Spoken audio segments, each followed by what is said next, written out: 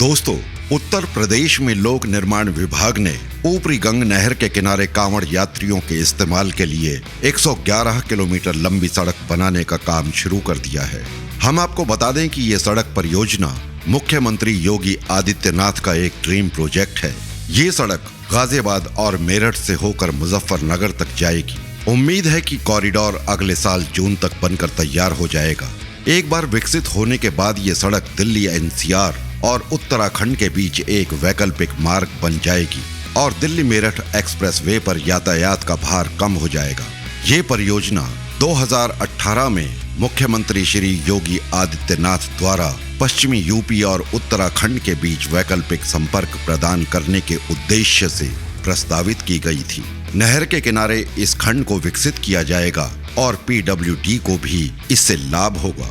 योजना के मुताबिक 111 किलोमीटर की ये सड़क 2 लेन की होगी। ये मुजफ्फरनगर के पुरकाजी से शुरू होकर मेरठ होते हुए गाजियाबाद के मुरादनगर तक जाएगी। ये सड़क मुजफ्फरनगर में 56 किलोमीटर, मेरठ में 42 किलोमीटर और गाजियाबाद में 12 किलोमीटर की दूरी तय करेगी। इसमें 10 बड़े पुल, 27 छोटे और एक रेलवे ओवर ब्रिज होगा।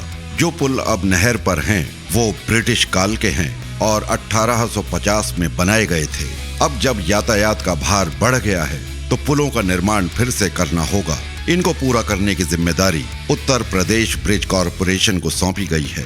क्योंकि ये खंड संरक्षित वन क्षेत्रों से होकर गुजरेगा, इसलिए वन विभाग ने सर्वेक्षण के लिए 223 हेक्टेयर भूमि की पहचान की है। लगभग 40,000 पेड़ रास्ते में आ रहे हैं। पौधे रोपण नीति के तहत आसपास के क्षेत्रों में 446 हेक्टेयर क्षेत्र को वृक्षारोपण के लिए चिन्हित किया गया है। नहर के साथ गुजरने वाला खंड दुर्घटनाओं के लिए कुख्यात है।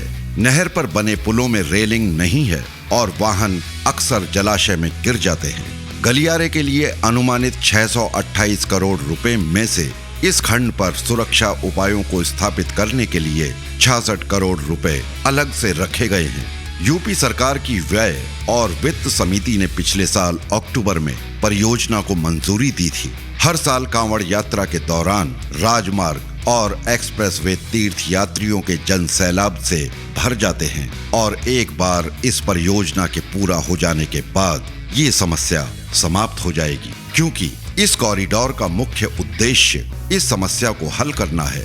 ये पश्चिमी यूपी के जिलों के गन्ना किसानों को अन्य जिलों की मंडियों में जाने और अपनी उपज बेचने के लिए सहज संपर्क भी प्रदान करेगा। आइए दोस्तों, अब बात करते हैं दिल्ली जयपुर इलेक्ट्रिक हाईवे के बारे में। अगर सब कुछ योजना के अनुसार होता है तो भारत को जल्द ही दिल्ली मुंबई राजमार्ग पर अपना पहला ई हाईवे मिल जाएगा। सड़क मंत्रालय ने कहा है कि ई हाईवे का पहला खंड 2022 के मध्य तक पूरा हो जाएगा। कार्बन फुटप्रिंट को कम करने के लिए इलेक्ट्रिक हाईवे को ऊर्जा कुशल विकल्प माना जाता है।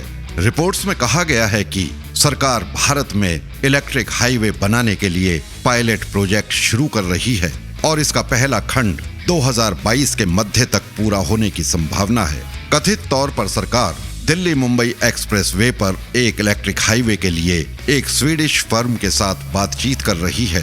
ट्रक और बसें ई हाईवे पर 120 किलोमीटर प्रति घंटे की रफ्तार से दौड़ सकेंगी, जिससे रिपोर्ट्स के मुताबिक लॉजिस्टिक्स की लागत 70% तक कम हो जाएगी। सूत्रों के मुताबिक दिल्ली मुंबई एक्सप्रेस वे पर 200 किलोमीटर लंबे दिल्ली जयपुर हाईवे पर करीब 20% सड़कों का विद्युतीकरण किया जाएगा। कार्गो ट्रक्स और अन्य इलेक्ट्रिक वाहनों की बैटरीज को रिचार्ज करने के लिए अलग लेन बनाई जाएगी। जर्मनी और स्वीडन में विद्युतीकृत सड़कों के बाद तैयार किया गया 200 किलोमीटर का ये खंड उन पर यात्रा करने वाले वाहनों की बैटरी को रिचार्ज करने में सक्षम होगा। इस कदम को ई वाहनों के लिए अधिक फोकस में लाने के लिए एक बड़े कदम के रूप में देखा जा रहा है। हालांकि ये परियोजना अभी भी अपने प्रारंभिक चरण में है। रिपोर्ट्स के अनुसार दूसरी कोविड-19 लहर के कारण इस इलेक्ट्रिक हाईवे को बनाने की चर्चा में भी देरी हुई। हालांकि कार्बन प्रिंट को कम करने के लिए इस तरह के राजमार्ग के निर्माण पर ध्यान केंद्रित किया जा रहा है और उम्मीद कर सकते हैं कि भविष्य में जल्द ही हमें भारत में इलेक्ट्रिक हाईवेज देखने को मिलेंगे। दोस्तों, अब इस वीडियो को यहीं समाप्त करते हैं। मिलते हैं अगले वीडियो में किसी नए विषय के साथ। धन्यवाद।